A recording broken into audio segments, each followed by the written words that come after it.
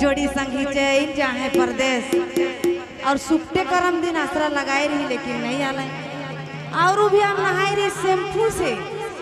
महतवई कह के तो हम तो नहावले बानी शैम्पू से राजा हमारा आवत है टेम्पू से लेकिन नहीं आना है बड़ी पछताली कोई बात नहीं जितिया ले देख भाई। हेलो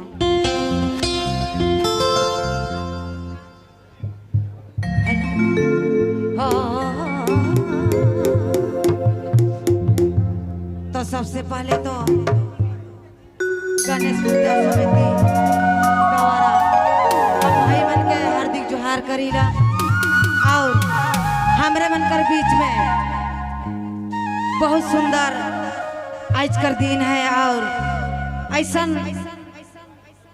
विधायक हैं सबके मिलाए जुलाए के चले वाला लेके चलने वाला बहुत प्यारा है विनयदा के हम हार्दिक जोहार करीला और हमार दर्शक भाई बहन के माए बाप के कैमरा वाला भाई मन के साउंड मास्टर के और हमार सजिंदा मन के सबके तहे दिल से जोहार है भाई।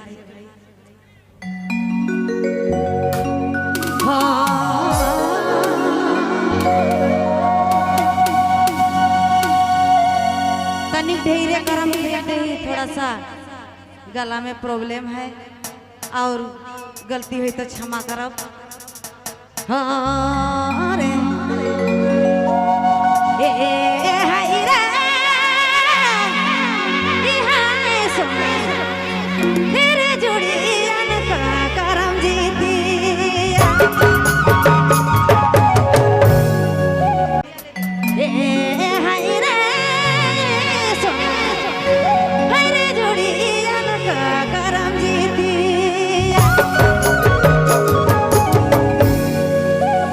घरे ना